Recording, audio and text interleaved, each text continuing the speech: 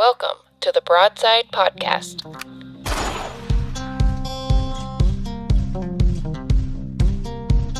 With host, my dad, Andy Elliott. All right, everybody, welcome back to the Broadside Podcast. I'm Andy Elliott, and on today's episode, I'm joined by the Conservation Coalition of Washington. Not all members or, people involved, but just a handful of people, including Mike Herz, Josh Caple, Kelsi Ross, Dane Czarnecki. We get into the last year of the Conservation Coalition. A little bit of a recap of the last bit that it's been around. We also dive into what some of the goals are coming up and what 2024 might look like for the Conservation Coalition. We do a little bit of a recap of the last WDFW, or Fishing Game Commission, as people like to call it, and it's here in Washington. And yeah, that's it's been a pretty cool year to get to know these guys. These are some great people. I appreciate all the efforts that they put in, along with countless others, to help fight for hunting and fishing and foraging and trapping and all of our rights here in Washington State. So give it a listen, and I appreciate you guys' time. Thanks. All right, well, you've all been here before, so you all probably know the drill. We're going to start out with some introductions, and Mr. Mike Herz, if you wouldn't mind kicking it off. Yep, Mike Herz here, Southwest Washington, born and raised in Washington for 35 years, and member of the CCW and board member of Washington Chapter of American Bear Foundation. All right, thanks, Mike. Dane? Yeah, Dane Czarnecki, one of the founding members of the CCW. Happy to be here on with you guys again and talk about coalition and just about anything else. All righty, Dane. How about you, Josh? Hey, Josh Caple here, Snohomish County, Washington, father, hunter, conservationist, member of CCW, and overall just information gatherer. All right, Josh and Kelsi. Kelsi Ross, member of the CCW. I'm a mom, hunter, wild food enthusiast, and yeah, happy to be here with you all today. Yeah, thanks guys for hopping on this thing. I know everybody's really busy, and I was hoping to get everybody. It looks like we're missing a few guys, but that's all right. I just, everybody's kind of been on and off a few different podcasts as members of the coalition, and I just thought it'd be kind of cool to gather everybody up on one episode and kind of give everybody an idea of who the group is. I know it's not the entire group, but kind of the core group of people. And if we have some time to just kind of talk about what we're doing this year as a group, and maybe start with kind of a recap on what you guys thought last year was like as our kind of virgin year as the coalition. Yeah, I guess I can kick it off. I'd say leading up to the forming of the coalition, we had several precursor events. Jake and I, we did an event together, which really kind of jump-started it. Gary and Mike and I started talking, and then we went on the Year podcast, Gary, Jake, and I, and then me and Mike, and I think just about the entire founders team, we started doing hunter Zoom meetings leading up to the June meeting because of the conservation policy. And I think the big thing that really kicked off the coalition was you and Josh approaching Lemcule about a podcast, and then Josh, he made a group chat with all of us, and then we officially became a group like right after the big tent meeting, I think in August. The hunters should be nervous thing, that's what really got the gears rolling. I mean, you whipped out a social media account at like 10, 11 at night, and yeah, we just got the ball rolling from there. We've just been growing ever since, and things have been going really, really well, not just for us, but the entire advocacy space in Washington. And things have been just going up for us nonstop. Yeah, I think it was Josh did all the talking to Lemcule, which to put in the legwork for that, which I appreciate, because that kind of was the not the straw that broke the camel's back, but it kind of just helped get everybody organized and did help create this thing. I know, I think that was about when me and Josh started chatting. I was chatting with you, Dane, for a while, and the OG Mike for the last few years. So I'd like to get your input, Mike, kind of on what your thoughts are over 2023 compared to what you've seen since really getting involved. Well, everything's a lot more focused. Before, it was just a bunch of guys spinning their wheels, getting spun up at commission meetings, and no real direction, just frustration with the way the commission was being run. And it's kind of like the same bad actors always at these commission meetings, and they're hearing from us the whole time. But when the change happened and we got super organized, I mean, not super organized, but way more organized than we were in the beginning, things got a lot more precise, and we kind of nailed things down and decided how to attack this commission and those on it who don't have anything, in our favor. And it's starting to chap their hides, because I can see the frustration in the opposition, like WWF when they were there. When I was there on Saturday, they have the big table up front, and you can sit, 3 or 4 people in front, right? Well, so and so was sitting right next to me, and she did not want to come up and sit next to me when we were talking. We were the only 2 talkers there.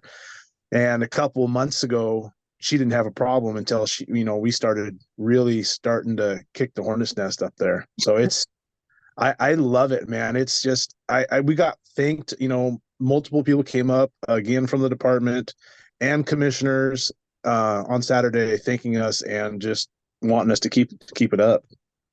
Yes, I guess a big part is that we got to thank Smith and Rowland for helping us jumpstart this thing. I mean, if you really think about it, like I said, it was the "Hunter should be nervous" comment that got this whole thing just jump rolling overnight. So thank you to them if you're listening. Yeah, they're walking content. What about you, Josh? What's your thoughts been on the last year so far?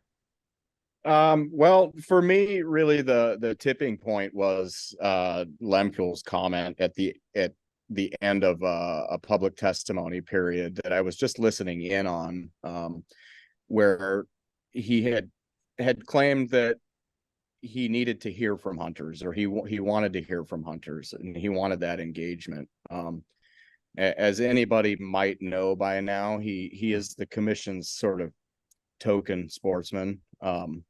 He talks the talk, but he doesn't toe the line. It's pretty clear that he is almost seemingly affiliated with Smith and Rowland in some sort of a weird way. So yeah, that being the tipping point, I reached out to him immediately, just to try and get a conversation with him, and then propose the idea, maybe the conversation's recorded for podcast, so he doesn't have to waste his time talking to 1,000 potential people.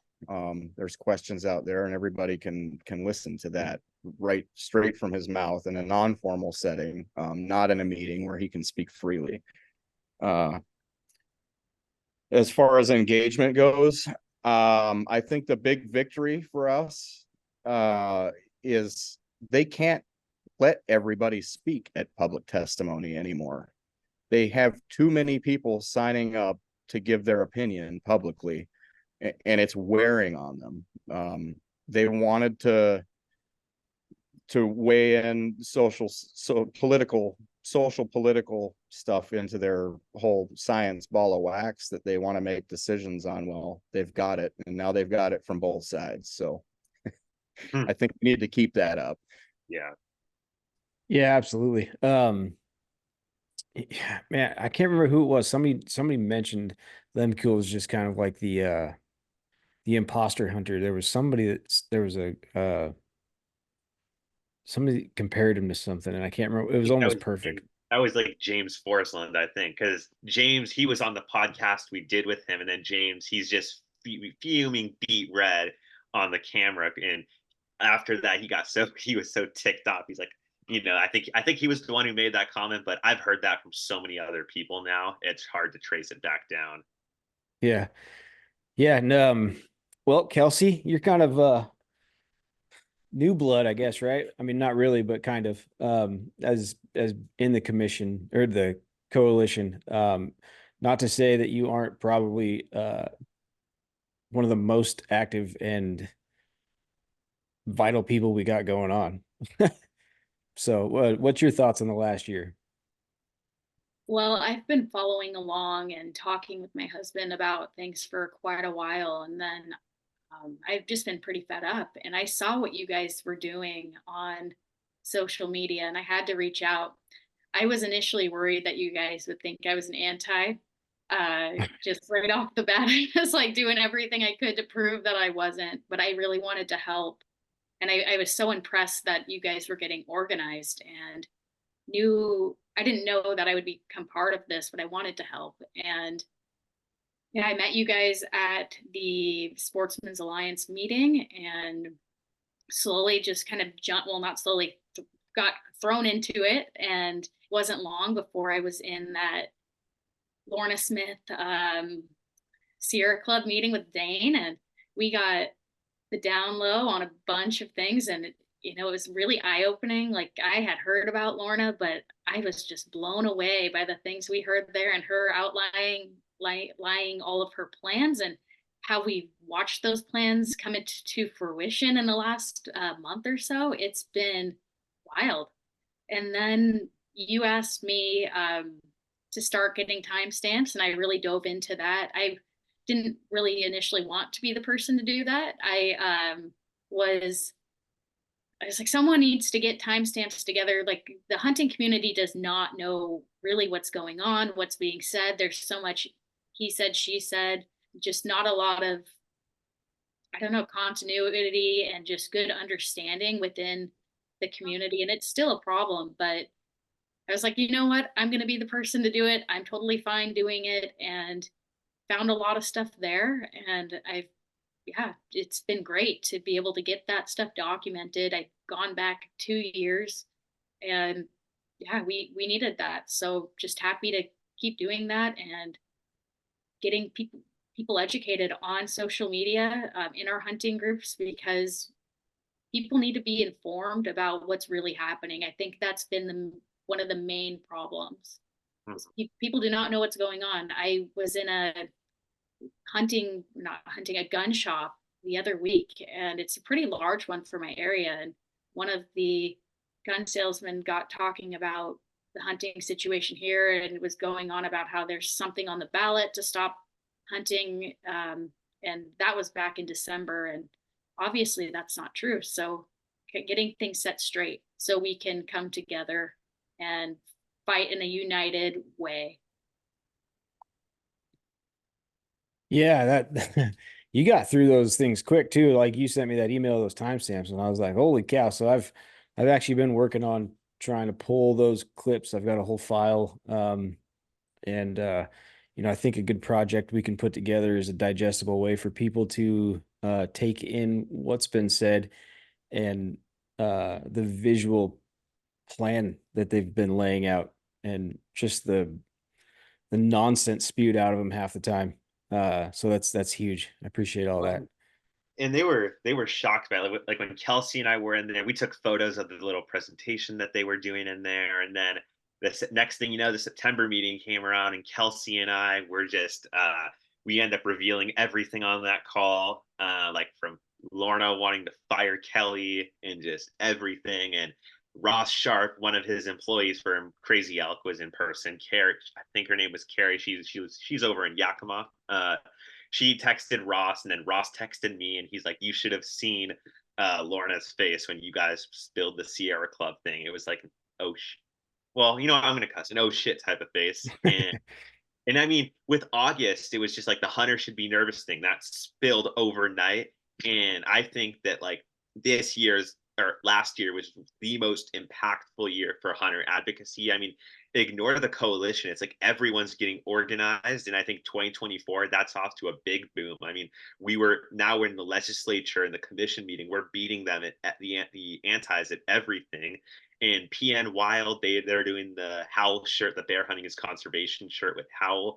And that is a big deal because now Go Hunt's getting involved with it, Cameron Haynes, and they're matching donations. And I think we have yet to see the full outcome of it, but the fact that PN Wild took the initiative to do that and Howl, that is going to be we haven't seen the outcome yet, but that is going to be a big deal once we see the full outcome of it. So shout out to the two of them. It's been awesome working with them throughout this entire thing, especially Howl, PN Wild, and just all of the other brands in Washington. Yeah, I mean, can't give Charles enough credit, and whoever and everyone at Howell. I think it's only a couple of them. The stuff they put out in the it's just flawless, and it's causing havoc, like you said, at those meetings, because like Mike was saying, it used to be the same old crew of people, and now it's the same old crew of people on the same names on the anti-hunting side. Every time you can look down the list, and we pretty much have them all known and memorized now, but we're all sitting back going, well, who was that guy that just was pro hunting, and who was this dude that just spoke up for his hunting rights? And that's a testament to the work that everyone's been doing, I think. Yeah, and I think just uniting people, like that's been a big part of this thing. Is just uniting the sportsman community. And Charles, he spoke on Saturday about it, and he straight up thanked the commission for uniting the community, and not just in Washington, but people all over the country are paying attention. I mean, Randy Newberg's done several podcasts. I mean, there's even people from the East Coast paying attention to what's going on now. And I think in Washington, while there's still a lot of work to be done, I think the amount of progress that's been made in uniting the hunting community in this state in just a couple of months is astonishing. And I think this year it's only going to keep going up. And I just can't wait to see what we and others continue to do. Yeah, I seen you unmute there, Mike. Do you have something? No, you're 100% correct. Watching the new names come up on, like, when I was there on Saturday, I'm like, uh-oh, who's this? And it's pro hunting. I'm like, yes, keep them coming, guys, keep them coming. I mean, like Dane said, it's a testament to advocacy, getting people involved, and it's starting to spread like wildfire. Yeah. So coming up, well, we're just around beginning of February as we record this. And we got a long year ahead of us. Let's start with Kelsi, if you wouldn't mind. What would you like to see happen most in 2024? Well, I just want to keep this momentum rolling. I really I want to see some of what we've been doing like finally come to fruition with holding these people accountable. I think it can be done. I see a little bit of what's happening behind the scenes. I hear what some of these organizations are doing, and I think it can be done. And I know it's working so far because the antis are frantic. They are freaking out. And yeah, that's what I have to say so far. Yeah, they've got spies running around our events now and everything. What about you, Josh? What would you like to see happen in the next year? Just continued and even increased advocacy for sportsmen and women. I think there's not a whole lot of new engagement from the opposition. You could at one point hear a name and know exactly what their speech was going to be about. Things have gotten a little bit different. I won't mention her by name, but she had a speech centered around the behavior of hunters or sportsmen and online behavior, comments, whatever. That was kind of a out of left field. Didn't really see that one coming. So I would like to, if at all possible, this year sort of debunk that stereotype that she put forth, and know that whatever behavior it is that she was citing is not to be representative of our community as a whole. And I think that community of all communities should understand that. Yeah, I want to get into that a little bit more here in a minute. But so Dane, what about you? What do you got in mind for the next year for the coalition and advocacy wise? I think just continuing to see the community unite. More and more brands in the state are coming together. More of the, and I hate to use the word, but influencers are coming together. And just all of the national groups are getting more and more involved. And I think just like Josh said as well, continuing, like educate. I think educating people as well, just more on what's going on. Because I think a big challenge we have now is reaching people who don't have social media or who just simply don't follow along. And I think this year, I think we can definitely make some strides in that. And I know we as a group, we talked about making some pretty big steps in terms of growing. And I'm really excited to see where that goes. I don't know if this is the appropriate place to talk about it, but stay tuned. Well, I'll throw a little bone out there about that. As far as reaching other people and becoming more organized, I'm really hoping to get a website finished up here real soon. So be on the lookout for that. Yeah, I think this year will be not just organization with our organization, but within the community in general, just more outreach to our community, more outreach to non-hunters. That's something that I have, I guess, going for me that I really want to focus on is reaching out to the non-hunting community, kind of getting them familiar with the facts and the truth about what hunting really is, dispelling some of those myths and emotional pieces that the antis like to play on. We have, an election year. This is an election year. There's a lot going on in the legislature right now, and just getting more people involved with that. And, there might be some hard work ahead of us if this 8208 moves forward. A lot of campaigning to do for hunting to really get the public on board and not let these anti-hunters, run the show and let them have the last word on these things. They like to control the narrative and paint a picture, but we should be doing that as well. And I think we will.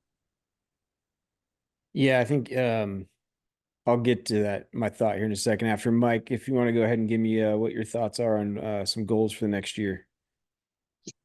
Yeah, I think we just stay true to what has made us successful, being grassroots, getting people involved, and not trying to be something we're not. We're not these other groups. We are successful because of our advocacy and getting just the everyday person involved and getting them the right information. When you're seeing all this stuff on some of these other social media pages and you're trying to correct them, get them the right stuff, give them the talking points that they need.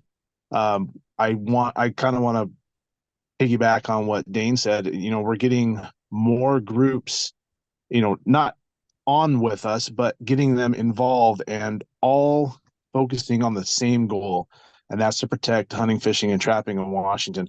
And I'm seeing it, within the last 4 or 5 months, groups not worried about another group taking a piece of the pie and realizing that if we don't protect this pie, we're not going to have anything left. So we're all going to have a piece of it, whether, how big you are or not. We're all part of this whole thing, and we all need to come together.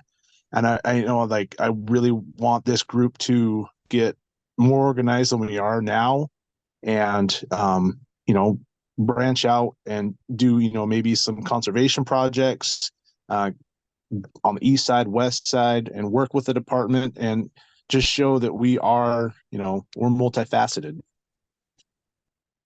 Yeah. So earlier on that thought, you were talking, Kelsi, about the painting the narrative, and kind of has something to do with what Josh was saying earlier about one of the anti's comments, but about where they brought up people's antics online, and it almost felt like bait, or like it was almost kind of like they were trying to they're flustered to the point where they got to move the goalpost now, and they're like, well, that's not working. Now let's just paint them as a bunch of lunatics on the internet, and baiting us into like that. You are, you know, no, I'm not, but yeah, you are, like fight back and forth where we call names instead of just, staying focused on what the goal is. At least that's what I kind of felt like when I heard it. I can agree with that. Yeah, and I think as well, it's just like especially you look back at the October meeting. I'd say that was a game changer. That was an absolute game changer for what we're doing. I mean, not just us, but PN Wild, Bear Country, Howl, all these groups and brands, they all marketed the October meeting, and like she said, we packed 2 rooms. It was mostly hunters for that entire meeting, and I don't think anyone on both sides of the argument was expecting that. And I think like not necessarily the full October, I guess, vibe, but I think just more and more as time goes on, just hunters being more involved. Like you guys said, beyond the usual 12 that used to speak, like me, Mike, and the others. And like more people are going to be are going to be having a presence. And I think October shocked them so much just with the different types of people that spoke, and B, just the amount of narratives that were being broken from testimonies. I mean, people brought their kids to that thing to speak, and just it was really awesome to see. And I think because of October, it's like the commissioners, like the usual three, and the antis are having to change strategies now and change narratives. And I think we're seeing more and more desperation as time goes on, because I think now they're really afraid of just lawsuits and just the courts getting involved, and B, the legislature, because I'll tell people this: they know what's going on. They know damn well what is going on. Yeah, I I'm sure like the rest of you, and especially the people that were there at that meeting, wanted to throw whatever device you were watching that meeting, this recent commission meeting, on across a room when whoever it was saying that it was a threatening environment and there was hunting knives so I came like 30 minutes late coming from the east side. Um I want to say there was 2 cops right at the door when I walked in. I spent time in the back of both rooms throughout the entire meeting.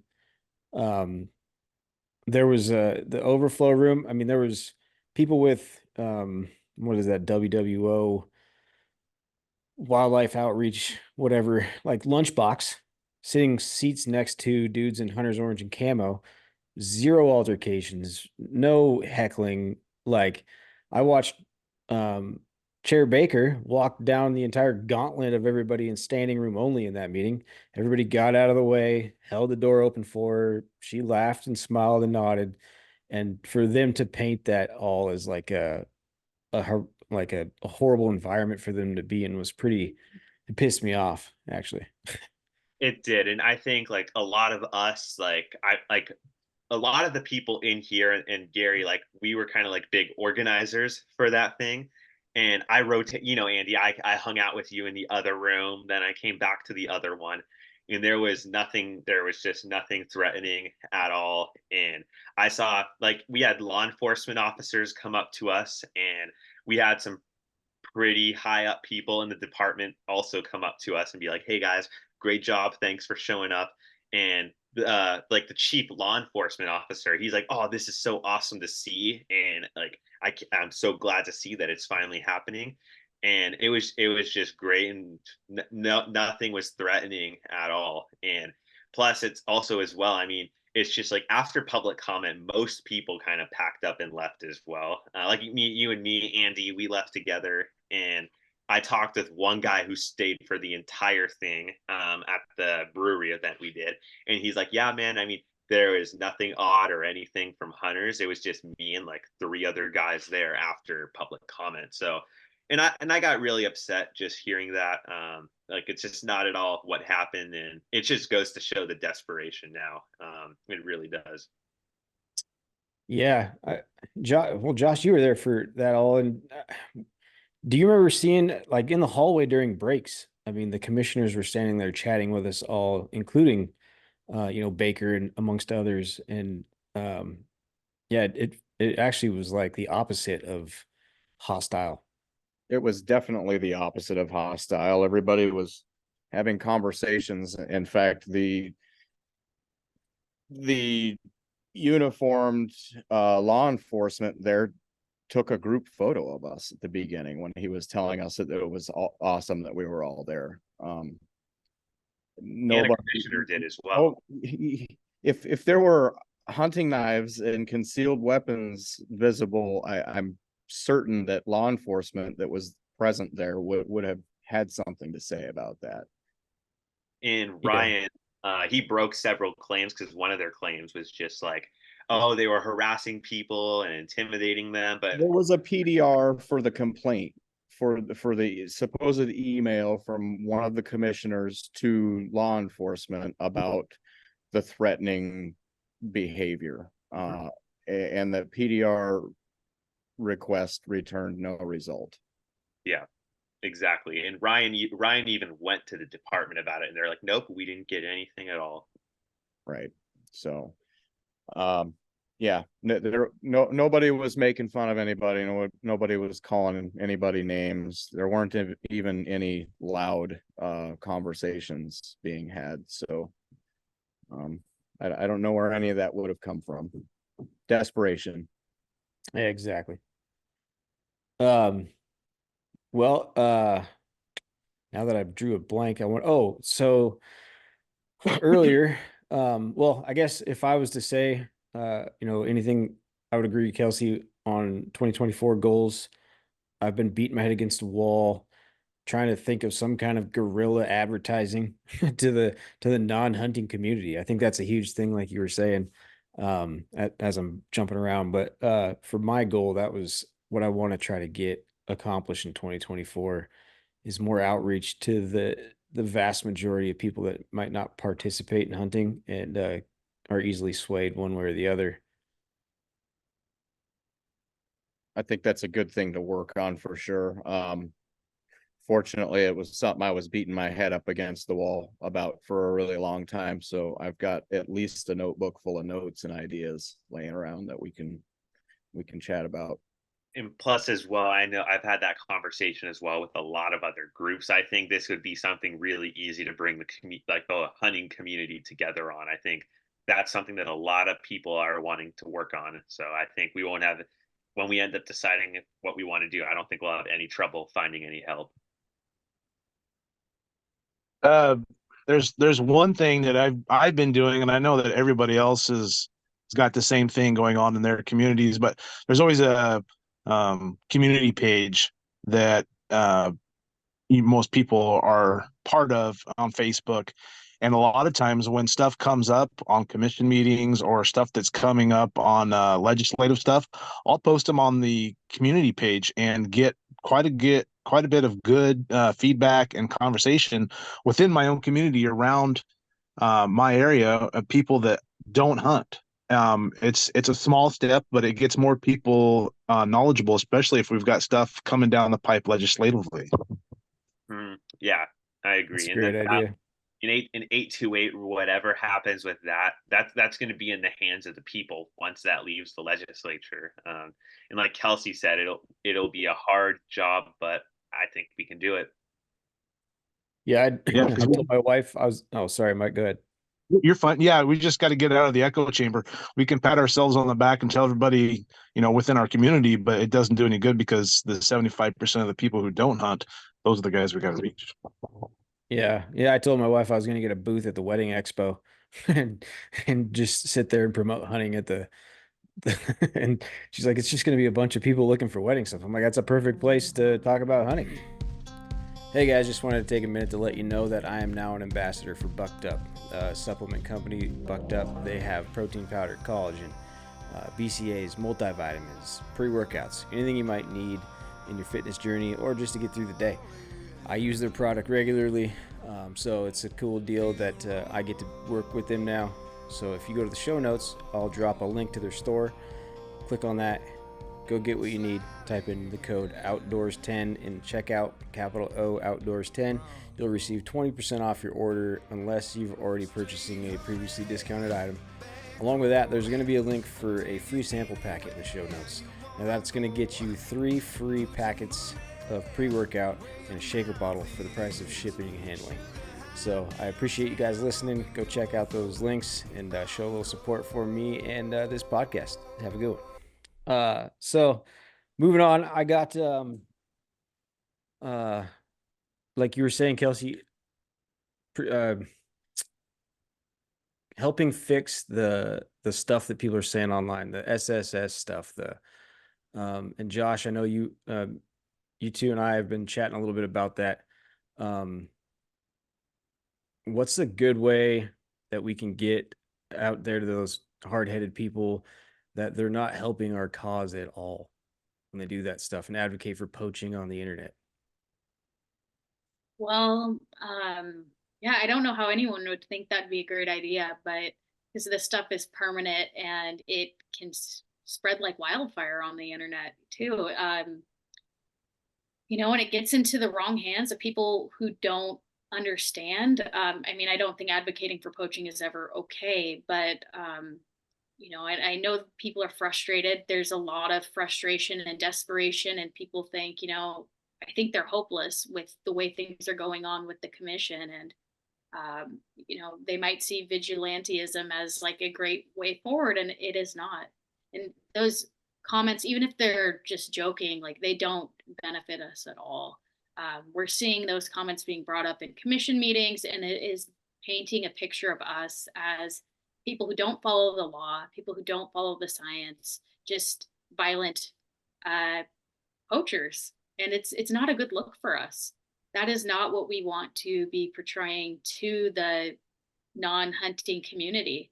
That is something that could easily sway the people that could be on our side. And we can't be doing it. There's no reason for it at all. Like it just hurts us. We have a mountain ahead of us of things that we have to deal with to keep this lifestyle alive. And it's not guaranteed. And when you do things like that, it's just adding one extra other barriers in front of us that we have to try and get over and, re-educate the community on, that a few bad apples aren't everyone. But I mean, it is true. A few bad apples can spoil the bunch for people who don't understand. Yeah, for sure. It's an age-old argument, but really it's misdirected energy.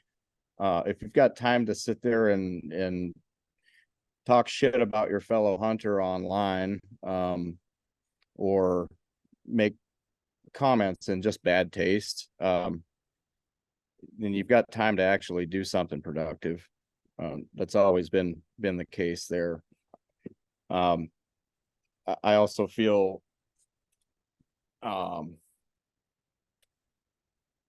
that it causes another route for infighting, which is just another distraction from what it is that everybody supposedly cares about. There's always been that saying about knowing your audience when you're saying something questionable, maybe dark humor. Some people appreciate that, some people don't, right? Just because you're on a hunting forum, you're still on fucking line. That stuff is there permanently. And if you're being sarcastic or joking, that's not really the right damn audience. You're not sitting down at a buddy's house having a beer, talking about popping bums or whatever the latest thing was. That stuff don't go away. And then people get their hands on it and they screenshot it and they share it. And it becomes the narrative for, that's how hunters are, bloodthirsty murderers.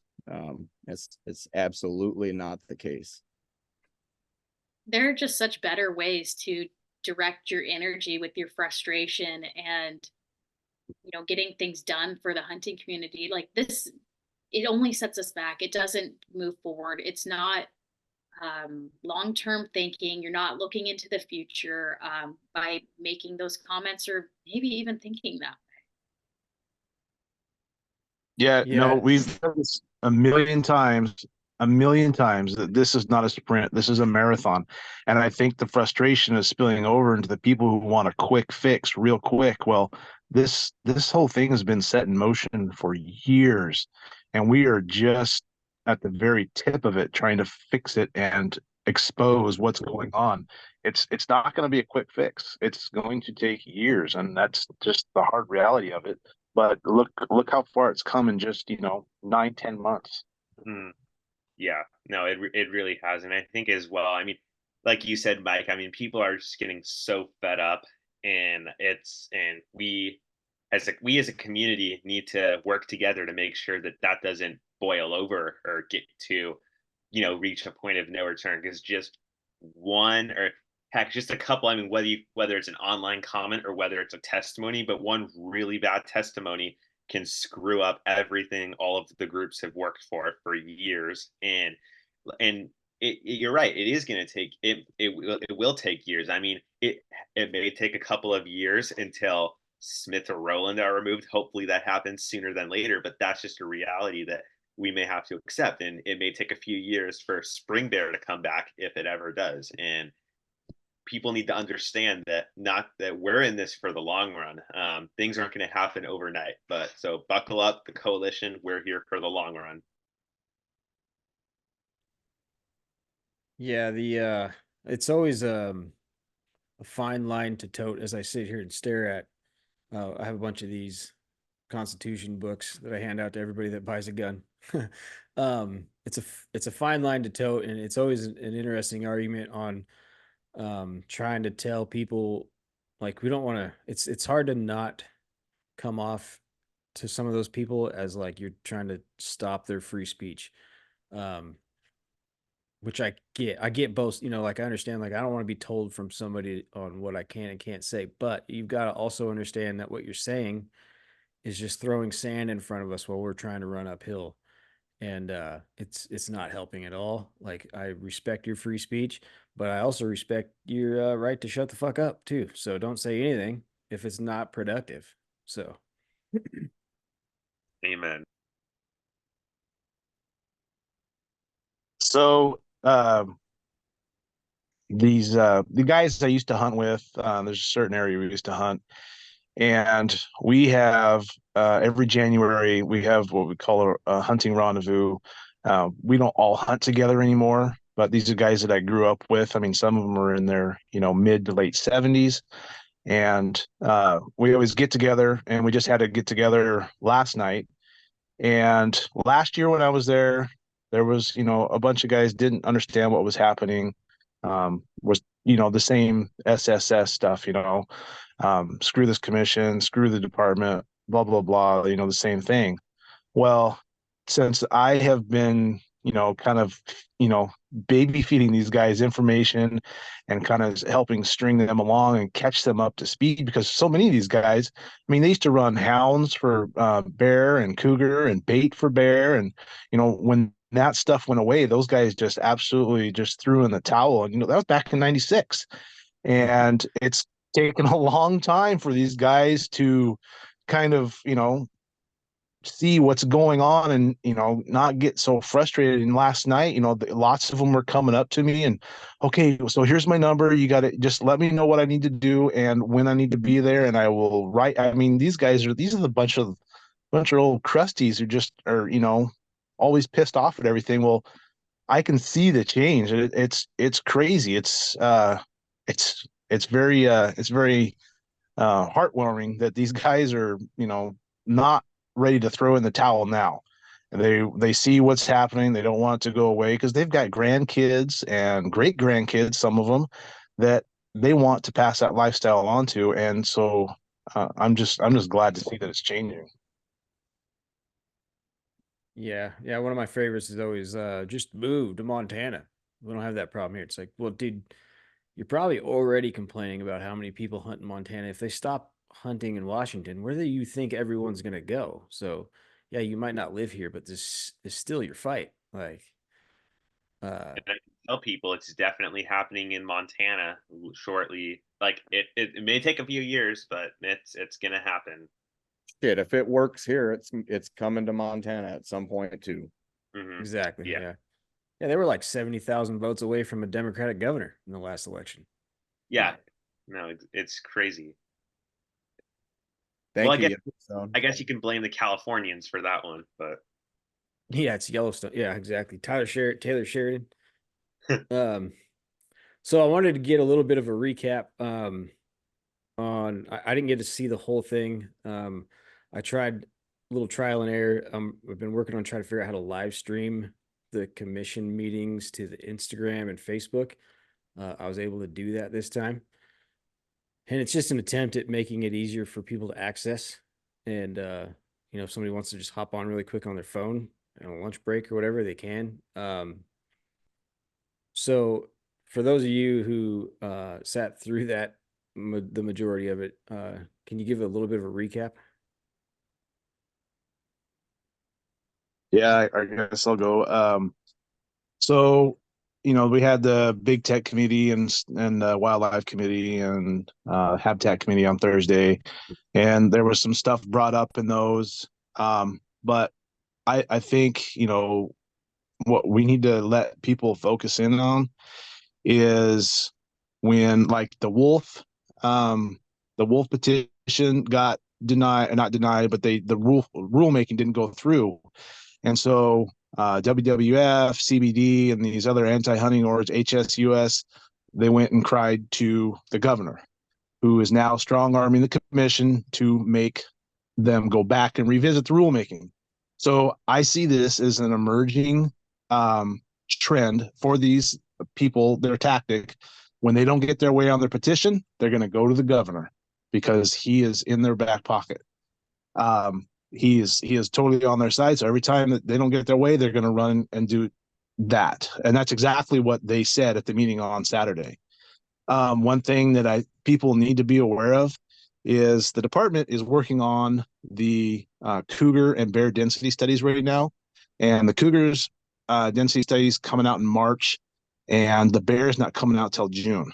Well, it came up yesterday in the meeting that they want to get a CR 102 going next month in mid-February so that they can make a decision on the CR 102 possibly on the March 6th. So that gives us less, a little over a month to get people engaged.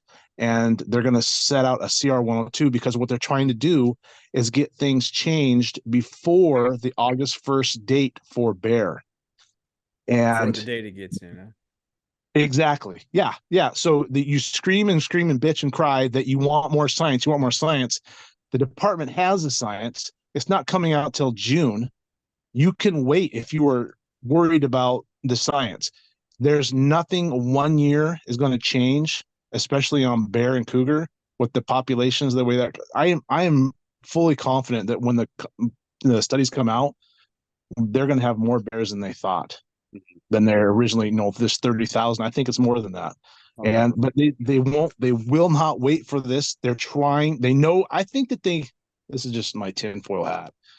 I think that they know that something is coming down on these studies that's going to totally change their narrative of, everything's in decline. Because if they wouldn't be pushing so hard if they didn't think something was coming up. So that's one thing that I want people to understand. And there's a meeting in March that'll probably be where we can comment on the CR 102, and people have got to just light them up. Mm-hmm. I agree. And I think that's this whole thing with bear and cougar, that goes all the way back to August. And I think as well, just with the way that they've been acting about it, like Kelsi said at the meeting, it's like some of these commissioners voted for that petition and now they're like, oh, hold up, this isn't what we voted for. And I think, and like you said at that March meeting, so I believe that one is looking at the year to glances from 14th through 16th. And it's looking, that does not have a location yet for the listeners, but we expect it to be an East Side meeting because they have to do an East Side location. So keep on the lookout for that one. And the confusing part about the petition is it's just the way that they act. 1 second they're saying, oh, we're gonna do this later on, oh, now we're going to do it now. And the fact that we have a new vice chair on the commission is all the more reason to be nervous about this. So be vigilant for that, and we'll keep you guys updated on what happens. So, Mike, if you wouldn't, so that might confuse some people because we did campaign for CR 102. If you want to let everybody kind of know what exactly CR 102 is and like what that means. So CR 102 is where the department gives the commission the recommendations for the rule change.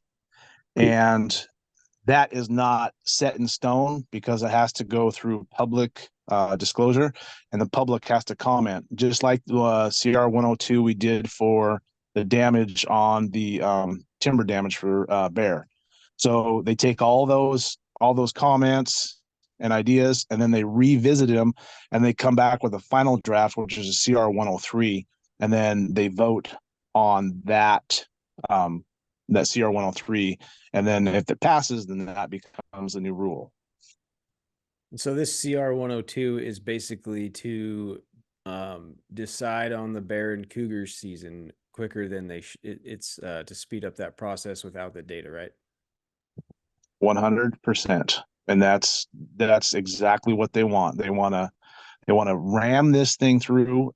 Smith is adamant that they get this thing going faster. She was trying to do it in one meeting where they do a decision and a presentation in one meeting. And it's usually, the legal counsel got up there. It's always been, one meeting they do a presentation, and then the next meeting they'll do the decision. And she's trying to ramrod this thing through because like I said, my tinfoil hat, I think that they know something's coming down the pipe that's not going to benefit them. Yeah. At this point, I'm running around like the Tin Man with a whole tinfoil suit on. I saw you unmuted there for a sec. Kelsi, did you want to say something? Yeah, I just wanted to talk about how she's basically they're going to rollbacks right now. That's what they're talking about. Rollbacks to 2020 before 2020 for both bear and cougar. They aren't willing to wait. The staff warned them that it's going to slow the science, and they pushed on it ahead, and they said, maybe it will speed them up when they were warned, no, it's not going to do that. This is going to create more work for us. And they're going back to rollbacks, less tags, shorter seasons, and they need to have this filed. Was it by June 28th is when this needs to be finalized, Mike? I can't I think that's right. That June 28th date sticks out, and that's what they're trying to beat. Oh, and she, it sounded like Lorna has a matrix, as she so called it. It's an outline basically of things that she wants to do with these bear and cougar seasons, different ideas, and it goes beyond rolling back.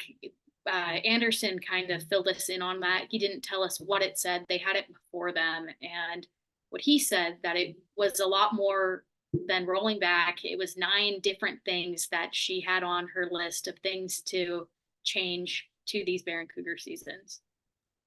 Yeah, and like Anderson said, he said that if it's some simple changes, like some date changes here and there, that's fine, that's doable. But like the matrix you're talking about, it's way more complicated, and they're not giving them enough time to do the process right. What I just find funny is how when we come to them with this, we present them the evidence. We get gaslit the hell out of by them, and like we saw that with Lemcule, and then Smith and Rowland last like October or something. They were just like, no one's out trying to ban predator hunting, and we know that's not true. Like you always hear, death by 1,000 cuts. That's what it's gonna be, and you just gotta keep. Sorry, it's a hard topic because this is coming whether you think it is or not. And like Mike has said, like everyone has said, this is going to be spring bear all over again. Well, Yeah. oh, go Go ahead. ahead.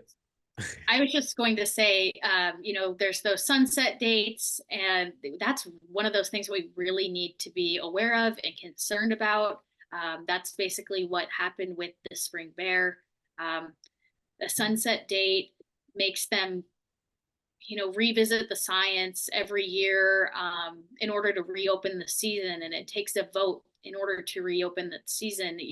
That doesn't mean that the scientists and the staff are not looking at these seasons anyway, but this requires the vote. And what we saw with spring bear is it tied. It was a filibuster, so they couldn't go ahead. And if they don't have enough votes to go ahead, or Reagan doesn't feel like there's enough science, then it stalls the whole thing for who knows how long. You just brought up a really good point. Reagan is the one who always wants more science, more science, more science. He needs to, as vice chair, step up and stop this, because if their whole thing is more science, and you're trying to plow ahead without the science is coming, that is coming, that the department has been working on for years, you are absolutely, what you're saying doesn't matter, because you're just lip service at that point. If you're, totally, that's total hypocrisy. And I think that people need to write him and let him know that. I think that would go a long way. Well, and what he's doing is the abuse of the precautionary principle. I hate that thing. It's necessary, but they abuse it so badly. And it was just back in December, Reagan was saying that the burden of proof needs to sit on the shoulders of us, the users, the people that want to be doing these things. And that just really stood out to me. Yeah, that's a great, that's a good talking point for everyone.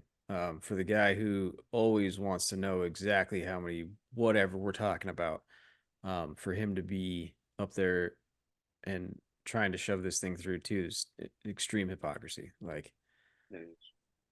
Um,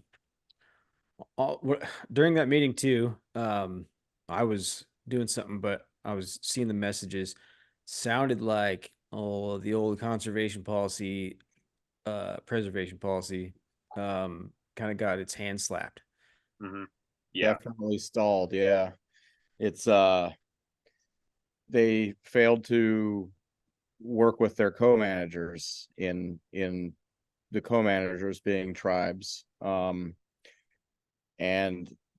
not only that, but there was tribal engagement, and I think there were at least 3 tribal representatives that were in person speaking on Friday.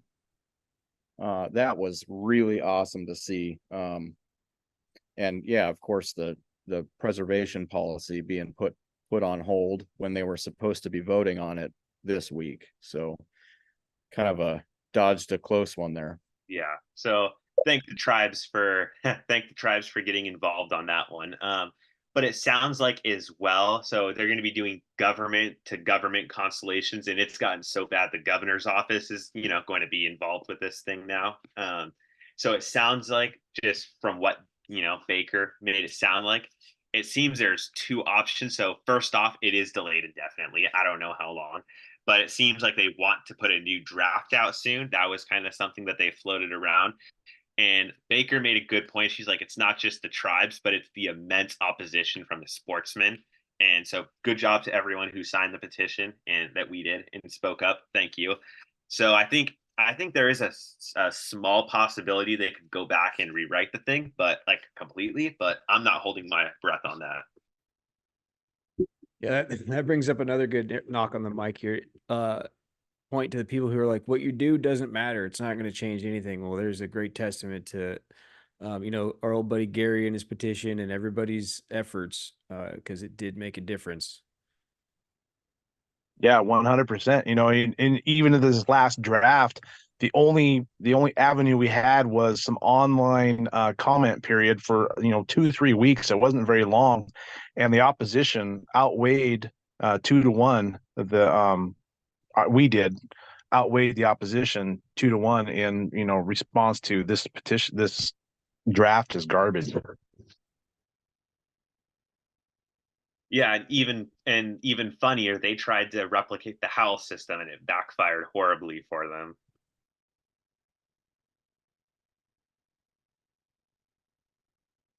Whoops, Andy, I think you muted yourself.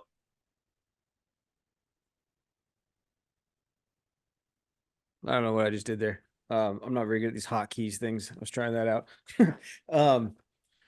Yeah, so we're closing in here on an hour. I don't want to take too much of you guys' Sunday night. I know football's on too, if anybody cares. But any closing thoughts? Kind of on all of this. It's been a cool year. I don't think it's been a total full year, obviously, but calendar year, I guess 2023 was very eye-opening for me, and I think a lot of people as well. So anything you guys got closing you want to get out there? We can start with Mike. Just if like Josh said, we have a website coming out, so we'll be more engaged that way. If any listeners are not part of the coalition Facebook or Instagram, please go ahead and get on that, because we do a lot of information sharing there. We do a lot of information sharing on all the other the other Facebook pages too. But if you want to filter out all the crap, just go right to ours. Just stay vigilant, and like Andy said, it's making a difference, because if this was 2 years ago and people weren't getting involved, look how much shit would have been shoved down our throats and passed without the opposition. It is making a difference, because without what we're doing, they'll just plow right on through, especially with this commission. Yeah, what do you got, Dane? I would just say, just keep getting involved. If you have any questions, just message Andy on the coalition account. Message any of us. We're in this for the long run, and like Josh and Mike said, when the website's out, that's going to be a game changer. And I kind of want to speak a bit on 8208. So it is going to a Senate floor vote, I believe, this week.